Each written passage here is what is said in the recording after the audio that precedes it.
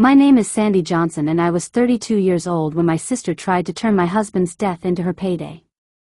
I had only been a widow for 7 weeks, still sleeping on one side of the bed because moving to the middle felt like admitting he was never coming back. That afternoon, I stood at a first birthday party with a paper plate in my hand, pretending I could swallow cake while people watched me like grief was contagious. Then my sister stood up, tapped a spoon against a glass, and smiled at me with the kind of confidence only a liar has when she thinks everyone is already on her side. "I have waited long enough," she said, lifting an envelope above her head. "My son belongs to your husband. That means half of the estate should come to me." The party froze. Someone dropped a fork. My mother covered her mouth. My father stared at the grass. Then my sister pulled out what she called a will and waved it like a weapon. I let my face go pale. I let my hands tremble. I even let my eyes shine as if she had just destroyed me. But inside, behind the shock everyone expected to see, I was holding back a laugh because she didn't know one's secret. She didn't know my husband had prepared for exactly this kind of betrayal before he died. And she definitely didn't know the paper in her hand was not her victory. It was the first trap. My sister's name was Victoria and her son was David. A sweet baby with soft brown curls and a habit of clapping whenever adults got too loud, as if noise meant celebration. My husband's name was Michael. He had been kind, patient, and careful with money in a way my family had always mocked until the day he died, and they realized careful money became real money. Victoria stood near the dessert table with David on her hip and that envelope in her other hand, letting the silence stretch until it became humiliating for me. "Michael loved my son," she said. "He wanted him provided for. Sandy knows that." I looked around the party and saw the shift happen. Nobody knew what was true yet, but people love a scandal because it gives them permission to judge without evidence. My aunt whispered, "Did Michael ever travel without Sandy?" My cousin looked at David's face, searching for features like she was a detective. My mother stepped toward me and said quietly, "Sandy, don't make this ugly. If there's even a chance." That sentence hurt more than Victoria's accusation. If there's even a chance. 7 weeks after I buried my husband, my own mother was already asking me to surrender half of what he left because my sister had performed grief better than me in public. Victoria lowered her voice just enough to sound wounded. "I didn't want to do it this way, Sandy. But you ignored my calls." She had called twice. Once to ask if Michael's life insurance had come through, and once to ask whether the house was fully paid off. I had not answered either time because the questions made my skin crawl. She unfolded the document and pointed to a signature at the bottom. "He signed this." He knew David was his. My father frowned. "Is that Michael's signature?" Victoria nodded before I could speak. "It is. And I have messages, too." That was when I understood her plan. She didn't need proof strong enough to win in court right away. She only needed enough noise to pressure me into a quiet settlement. She wanted the family to push me, shame me, exhaust me, and make me pay her just to make the scandal disappear. I took one slow breath and forced myself not to smile. Michael used to say, "Desperate people reveal their whole strategy when they think they are winning." Victoria had just revealed hers in front of 30 witnesses. "You're saying," I said, keeping my voice steady, "that your son is my late husband's child, and that this document gives you the right to half of my inheritance." "Not half of yours," she snapped. "Half of Michael's. Don't be selfish." The word selfish passed through the crowd like permission. My mother touched my arm. "Maybe you should hear her out." I turned to her. "You believe this?" She looked away. That answer was enough. I handed my untouched plate to a neighbor, reached into my purse, and pressed record on my phone without lifting it high enough for anyone to notice. Then I looked at Victoria. "You want this handled publicly?" I asked. "Fine. Say clearly what you're accusing my husband of." Her smile twitched. "I'm not accusing him. I'm telling the truth." "Then say it." Victoria lifted her chin. Michael and I were together. David is his son. He promised to protect us. Sandy has been hiding the estate from us because she never wanted anyone to know. A few people gasped again, but this time I barely heard them. I heard Michael's voice in my memory instead, weak but sharp from the hospital bed 3 weeks before he died. If anyone comes after you with a story and a signature, call Gregory before you react. Gregory was his attorney. At the time, I thought grief was making Michael paranoid. Now I knew he had been leaving me a map. I looked at David, who was chewing on the corner of his tiny birthday hat, innocent of every adult sin around him. Then I looked back at Victoria. I'm going to give you one chance, I said. Take this back before it becomes legal. Victoria laughed softly. Legal is exactly where this is going. My mother whispered, Sandy, please don't threaten your sister. I turned toward the entire party. I'm not threatening anyone. I'm asking for truth. Then I walked away before my face betrayed me, before the laugh I was holding back escaped in the wrong room. Behind me, Victoria called. Running won't change blood. But that was the problem for her. Blood was the one thing she had not planned for. I drove 3 blocks before my hand started shaking for real. Not because I believed Victoria, not because I thought Michael had betrayed me, but because I had just watched my family become an audience for my humiliation. There is a specific kind of loneliness that happens when people who should protect you decide neutrality is kindness. It is not kindness. It is cowardice dressed in a soft voice. I parked outside a coffee shop Michael and I used to visit every Sunday morning. Stared at the empty passenger seat and called Terry. Terry has been my best friend since college. The kind of woman who could hear one sentence and know whether I needed comfort, facts, or a shovel. Tell me everything, she said when I finished the first broken version of the story. Not emotionally, chronologically. That was why I needed her. Victoria wanted chaos. Terry wanted a timeline. 20 minutes later, she arrived with a notebook, 2 coffees, and no pity in her eyes. Pity would have broken me. Strategy kept me upright. Start with the first strange thing, she said. At first, I said there wasn't one. Then memory began changing shape. Not changing into lies, but turning around so I could see the side I had ignored. Last Christmas, Victoria had stayed late after dinner while everyone else left. I had been washing dishes, half listening from the kitchen as she asked Michael whether our house was in both names.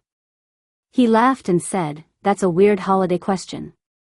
She answered, "I just think women should know what they're entitled to." At the time, I thought she meant me. Now, I wondered if she meant herself. Then there was the barbecue in July where Victoria spilled wine on Michael's sleeve and insisted on helping him clean it in the hallway bathroom. It had lasted maybe 2 minutes. 2 minutes is nothing until someone later claims a whole life was hidden inside it. Terry wrote everything down. What else? She asked. She asked about his insurance. I said before the funeral. Before Terry's pen stopped. Before? I nodded. 2 days before he died, she texted me asking whether Michael had updated his beneficiaries since the diagnosis. I thought she was worried about paperwork because she was scared for me. Saying it out loud made me feel foolish. Terry leaned back. Sandy, she wasn't improvising at that party. She rehearsed. I looked into my coffee. Michael knew something. What did he know? I opened my purse and pulled out the folded note I had been carrying since the hospital. The paper was soft from being touched too many times. Michael had written it when his hands were too weak to hold a pen for long, so the words were uneven. Sandy, if Victoria comes to you with documents, give them to Gregory to read. Do not argue first. Do not cry in front of them. Let the lie get specific. Specific lies are easier to kill. I had read that note dozens of times and hated it every time because it sounded like Michael was still managing the world after leaving it. Terry read it once, then twice. He named her. Yes. And you didn't ask him why. My throat tightened. He was dying. I didn't want our last conversations to be about my sister. Terry's face softened, but only for a second. Then we asked the lawyer. I shook my head. Gregory told me after the funeral that Michael had made contingency documents, but I didn't want to hear details yet. I thought it was about taxes. Terry tapped the note. It wasn't about taxes. That was when I remembered another thing. 3 months before Michael died, he had come home from a meeting with Gregory and joked, "If your family ever starts acting too interested in my signature, remind me to stop being polite." I had laughed. He had not. In grief, memory can be cruel because it brings back warnings disguised as ordinary moments. "Do you think Victoria forged the will?" I asked. Terry's eyes narrowed. "I think she showed a grieving widow a piece of paper in front of witnesses because she was afraid to show it first to an attorney." That sentence steadied me. It also scared me. If Victoria was bold enough to do this publicly, she either had more evidence or more desperation. Both were dangerous. Terry opened her laptop and searched the county probate database while I called. He answered on the second ring as if he had been expecting me. "Sandy," he said, calm and grim. "Did your sister make a claim?" My stomach dropped. "You knew." Michael suspected.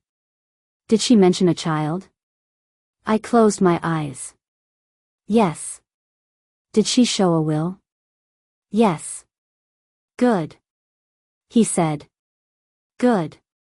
I almost laughed again, but this time it felt sharp enough to cut. "How is that good?" Gregory replied. "Because if she used the document, I think she just walked herself into a trap Michael set before he died. Gregory told us not to confront Victoria alone again. But he also told us to gather everything we had. Screenshots, photographs, messages, funeral records, party witnesses, and the recording on my phone. Terry drove me home because I no longer trusted myself behind the wheel. My house felt different when we entered it, like every drawer might contain a version of Michael I had not known. For weeks, I had avoided his office. His coffee mug still sat beside the keyboard. His reading glasses were folded on a stack of receipts. His sweater hung over the chair, smelling faintly like cedar and the soap he used. Grief told me not to touch anything. Survival told me to open the drawer. Inside the bottom file cabinet, behind tax folders and old warranty papers, was a blue envelope with my name on it. Not Sandy. Sandra. Only Michael called me that when he wanted me to stop pretending I was fine. My hands shook as I opened it. Terry stood by the door, silent. The envelope contained 3 things: a letter, a sealed medical record, and a copy of a trust clause highlighted in yellow. I read the letter first. "Sandra, if you are reading this, then someone has used my death to ask you for money. I am sorry. I tried to handle this while I was here, but I ran out of time. Victoria approached me twice with stories that changed each time. First, she said she needed a private loan. Then, she implied I owed her because I had benefited from marrying into stability. The final time she asked what would happen if an unknown child appeared after my death. I told Gregory everything. Do not protect my reputation by staying silent. Protect the truth. I sat down hard in Michael's chair. Terry whispered, "Keep reading." The medical record was not dramatic. It was worse because it was simple. Michael had undergone a vasectomy 6 years before David was conceived, long before Victoria was pregnant, and 2 separate follow-up tests confirmed he was sterile. He had told me that on our 3rd date, because he believed marriage should not begin with hidden facts. I had never repeated it to my family because it was private and because our plans for children had been our business. Victoria did not know.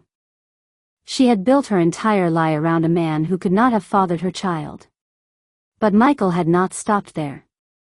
The trust clause said any person claiming a biological child of Michael after his death had to submit to DNA testing through an independent lab chosen by the estate. If the claim was false, the claimant would be responsible for legal fees, damages caused by fraudulent interference, and any public correction necessary to protect the estate. At the bottom was Michael's signature, Gregory's signature, and a notary stamp. Terry let out a slow breath. He loved you like a strategist. I laughed once and then cried so suddenly I had to press the letter against my mouth. Michael had been dying, and he had still been trying to stand between me and the wolves. But the third piece of the trap was the one that made the room go cold. It was a copy of an old draft will stamped void across every page. The signature page looked exactly like the one Victoria had waved at the party. Gregory had included a note clipped to it. This draft was stolen from Michael's office copy file in March. We left the version marked and traceable after Michael suspected someone had photographed the signature page. If it appears, do not challenge immediately. Allow claimant to present it. Terry stared at me. She stole a void draft or photographed it and then she showed it in public. I looked down at my phone. Victoria had already sent 3 messages. First, you embarrassed me by leaving. Second, Mom says you need to calm down.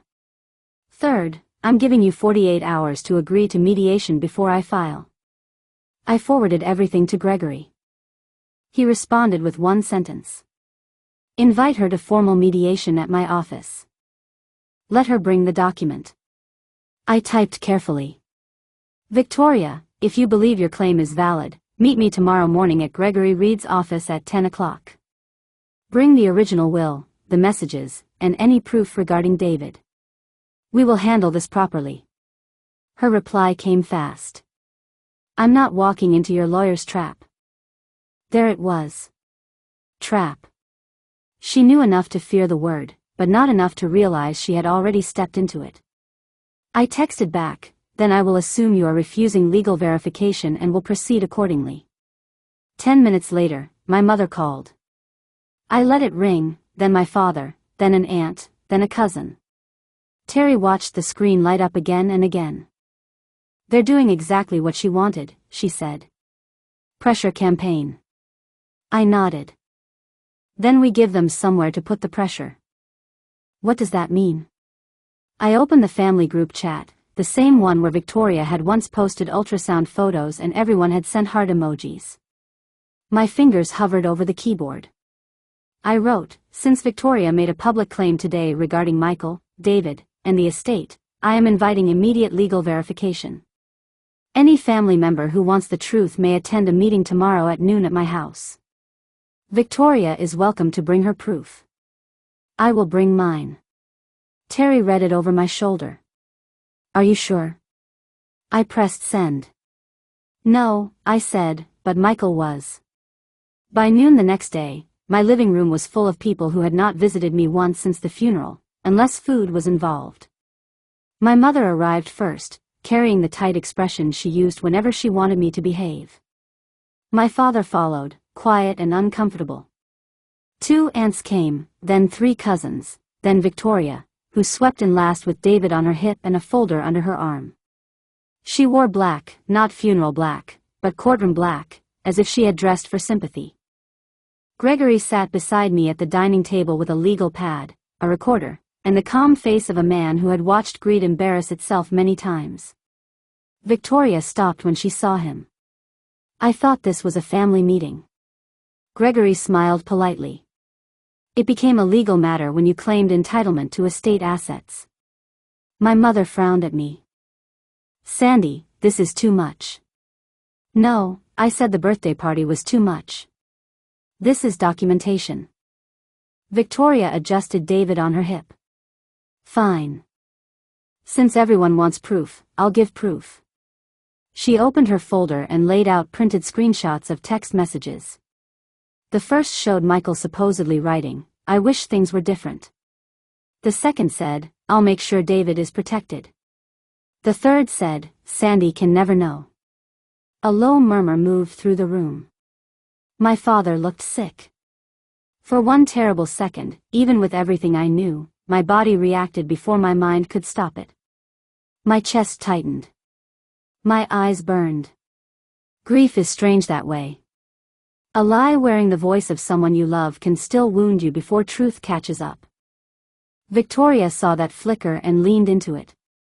I'm sorry you had to see this, she said softly, performing sorrow for the room. I didn't want to hurt you. Terry, who stood near the hallway, crossed her arms. You announced it at a child's birthday party. Victoria ignored her. Michael loved David. He told me he felt trapped. He wanted to do the right thing, but Sandy controlled everything. That was her mistake. She could have attacked the estate. She could have attacked paperwork. But she attacked my marriage. I felt my sadness turn clean and cold. Gregory, I said, please. Gregory picked up the screenshots without touching them directly, slid each into a clear sleeve, and asked, do you have the original device containing these messages? Victoria blinked. I printed them. That was not my question. My old phone broke. Convenient, Terry muttered. Gregory continued. Do you have backups, carrier records, or metadata?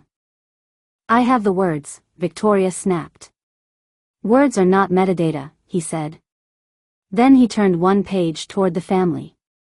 This screenshot uses a messaging interface version released 2 months after Michael died. Silence. Victoria's mouth opened, then closed. My cousin leaned forward. How do you know that? Gregory replied. Because Michael hired me to know. Victoria recovered quickly. Fine. Maybe the app updated when I restored it. That doesn't make the messages fake. No. Gregory said. The timestamp formatting does. He set the page down. But we do not need to debate screenshots. If you have stronger evidence, please present the will. Victoria pulled out the document with a dramatic little shake, but her hand was less steady. Now, Michael, sign this. Gregory looked at it for less than 10 seconds. This is a void draft. No, it isn't. It is. You're lying for her. Gregory turned the document around and pointed to a tiny gray code near the bottom margin. This watermark identifies an internal draft generated on March 14. Michael rejected this draft on March 16. The final estate documents were executed on March 22 and filed properly. This signature page appears to have been copied from a separate charitable authorization, then attached here. My aunt gasped. My mother whispered, Victoria. Victoria's eyes flashed. You think I forged it? I'm his son's mother.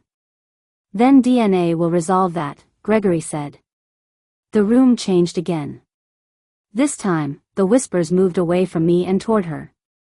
Victoria hugged David closer. I'm not letting you people treat my child like evidence. You treated him like a bank account, Terry said. My mother snapped. Terry, stay out of this. I looked at my mother. No, she can speak. Everyone else did yesterday. Then I stood up. My knees felt weak, but my voice did not.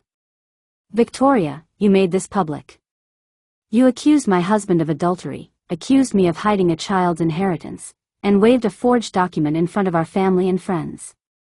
Now you want privacy because truth requires a test. Victoria's face reddened. You always do this. You always act superior because Michael chose you. There it was, the real wound. Not David. Not justice, not legacy. Michael had chosen me and Victoria had turned that into a debt she thought the universe owed her. Yes, I said quietly. He chose me and even while he was dying, he protected me from you. Gregory opened the sealed medical record. Before this goes further, Mrs. Johnson has authorized me to disclose a relevant fact from Michael's estate file. Michael could not have fathered a child during the period in question. This was medically documented years before David's conception. The room went utterly still. Victoria stared at the paper like it had spoken a foreign language. That's private, she whispered. So was my marriage, I said. You dragged it into a party. My father covered his face with one hand. My mother sat down slowly. Victoria looked around, searching for the sympathy she had counted on, but it was evaporating. Medical records can be wrong, she said. Gregory nodded. Which is why the estate will pay for independent DNA testing if you are willing. If the claim is true, the estate will comply with the law. If it is false, the fraud clause applies. Fraud clause? Victoria asked. I slid the trust clause across the table. Michael expected you. She read the highlighted lines. Her lips parted. For the first time since this began, she looked not angry, not wounded, not theatrical. She looked afraid. I need a lawyer, she said. Yes, Gregory replied. You do. Victoria did get a lawyer, though not the powerful kind she had implied she could afford. She got a nervous man with a cheap briefcase who spent more time asking her to stop talking than asking us questions. For 2 weeks, my family lived in a fog of half apologies. My mother left voicemails that began with, I never said I believed her, and ended with, but you have to understand how this looked. I did understand how it looked. It looked like a grieving widow was easier to doubt than a crying sister holding a baby. My father came by once and stood on my porch with a casserole. I should have defended you, he said. I looked at the dish in his hands and thought about how people offer food when what they owe is courage. Yes, I said. He nodded, ashamed, and left the casserole anyway. The DNA test happened at a clinic chosen by the estate and agreed to by both attorneys. David cried when the nurse swabbed his cheek. I had to step into the hallway because none of this was his fault, and every adult in his life had failed him in a different way. Victoria glared at me through the glass as if I had invented biology to embarrass her. When the results came back, Gregory asked if I wanted to read them alone. I said no. I wanted Victoria to hear the truth in the same kind of room where she had tried to bury me with a lie. This time we met in Gregory's conference room. No balloons, no cake, no family audience at first, just attorneys, documents, fluorescent lights, and Victoria twisting a tissue into pieces on the table. Gregory opened the envelope, read silently, then looked at her lawyer. The test excludes Michael Johnson as David's biological father. Victoria's lawyer closed his eyes. Victoria said nothing. Her silence was not grief. It was calculation collapsing. Say the number, I said. Gregory glanced at me, then back at the report. 0% probability of paternity. Victoria stood so fast her chair scraped the floor. This is humiliating. No, I said the party was humiliating. This is accurate. Her lawyer touched her sleeve. Sit down. She didn't. You think you won because of a test? You think that makes you better than me? I looked at her for a long moment. No, I think it makes you a liar. Her face twisted. You have no idea what it's like to be me. You had the husband, the house, the security. I have David and bills and everybody judging me. So, you used your son to steal from a dead man. The words landed hard. Even her lawyer stopped moving. Victoria's eyes filled with tears. But I had already learned tears could be tools. I was desperate, she said. You were strategic, I replied. There's a difference. Gregory then laid out the consequences. Because Victoria had publicly presented a false estate claim, circulated forged documents, and refused private verification before making accusations, the estate would seek reimbursement of legal fees. Because she had used a void draft and altered signature page, the matter could be referred for fraud review. Because she had damaged Michael's reputation and mine, she would sign a written retraction and public apology in the family group chat and send it to every guest who attended the party. Victoria sank back into her chair. You would do that to your own sister? I leaned forward. You did this to your own sister? I'm just refusing to pay for it. Her lawyer whispered to her for several minutes. She cried harder. Then came the part one did not expect. Gregory placed one more document on the table. A bank record subpoenaed through her claim process. It showed deposits into Victoria's account from a man named Eric Nolan during the months around David's conception. I recognized the name. He was a contractor who had done repairs at Victoria's apartment and disappeared from family conversations after she got pregnant. "We are not here to litigate David's actual paternity," Gregory said carefully. "But we are here to establish that Ms. Hart had reason to know Michael was not the father before making her claim." Victoria's tears stopped. "That was how I knew Eric mattered." I asked one question. "Did Eric know about David?" Victoria stared at the table. "Her lawyer said she does not need to answer that." "No," I said, "she doesn't. But David will one day ask why his mother tried to replace his real father with my dead husband's bank account." Victoria whispered, "I hated you." The room seemed to shrink around those 3 words. I hated how easy love looked on you. I hated that Michael looked at you like you were home. I hated that after he died, everyone still called you his wife.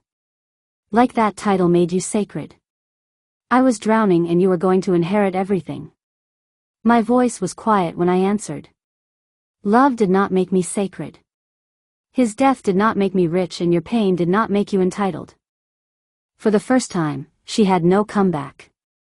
By the end of that meeting, she signed the retraction agreement.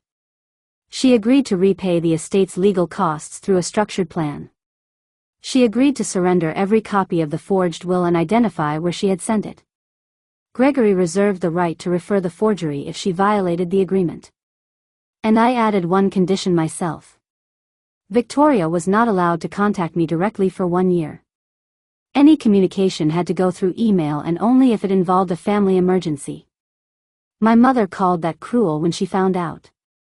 I called it peaceful. The apology went out on a Friday evening at 6:12 p.m., which I remember because I was standing in the kitchen making tea when my phone buzzed with the family group chat notification. Victoria had written it in the stiff language of someone whose lawyer was standing over her shoulder, but every sentence still tasted like justice. She admitted David was not Michael's biological child. She admitted the document she presented at the birthday party was not a valid will. She admitted she had made statements that harmed my reputation and Michael's memory. She apologized to me, to the guests, and to David for involving him in an adult financial dispute. She did not say she was jealous. She did not say she hated me. She did not say she had tried to turn my grief into a negotiation. But I knew and she knew. And for once that was enough. The replies came slowly. My aunt wrote, "I'm sorry, Sandy." My cousin wrote, "We should have waited for facts." My father called and cried, which was the closest he had ever come to saying he was ashamed. My mother did not text for 3 days. When she finally did, she wrote, "I hope someday you and Victoria can heal." I stared at that message for a long time before answering. Healing does not begin with asking the wounded person to make everyone comfortable. It begins with accountability. She did not reply. Victoria's consequences did not end with embarrassment. The repayment plan forced her to sell the luxury SUV she had been driving while telling everyone she was broke. Her landlord, who had heard a version of the scandal from a cousin's wife, refused to renew her lease unless she paid overdue rent. Eric Nolan was contacted through proper legal channels regarding David. And for the first time, Victoria had to face the man whose name she had tried to erase. I did not celebrate that part. David deserved support, not scandal. So, I did one thing nobody expected. I created a small education account for David controlled by an independent trustee, not Victoria. My family praised me for that, but they misunderstood. It was not forgiveness. It was a boundary with compassion. David would not suffer because his mother lied, but Victoria would never touch money connected to Michael again. As for the inheritance, it stayed exactly where Michael intended. The house remained mine, the insurance remained mine, the investment account stayed protected, and the memorial fund Michael had planned for young widows was launched in his name 6 months later. At the opening event, Gregory handed me a framed copy of the fund's first approval letter. He would have liked this, he said. I looked at Michael's photo on the table, smiling, that calm smile I used to lean on when the world felt too loud. He planned for war, I said. But he deserved legacy. Victoria did not attend. By then, most of the family had stopped inviting her to gatherings unless she agreed not to discuss money. She told people I had ruined her life. I heard about it from relatives who still confused consequences with cruelty. Maybe she believed it. Maybe believing I was the villain was easier than admitting she had gambled her son's future on a forged signature and lost. A year later, on David's second birthday, I mailed him a book with no note to Victoria, just a card that said, "Grow up loved. Grow up honest. Grow up free." I never knew whether she read it. I hope she did. Not for her sake, but for his. Sometimes revenge is not screaming. Sometimes revenge is letting the liar speak loudly enough that everyone hears the lie collapse. Sometimes it is keeping your hands clean while the trap they built closes around them. And sometimes the strongest thing you can do after betrayal is refuse to become as ugly as the person who hurt you. Victoria tried to steal half my inheritance by claiming her son belonged to my dead husband. She thought grief had made me weak. She thought family pressure would make me quiet. She thought a forged will, fake messages, and public tears would be enough to break me. What she didn't know was that Michael had left me more than money. He left me proof. He left me protection. And he left me one final lesson. Never interrupt a liar too early. Let them finish. Let them get specific. Then answer with the truth. So clearly that nobody can pretend they didn't hear it. So tell me honestly, if your own sister used your husband's death and her child to try to steal your future, would you forgive her or would you cut her off forever?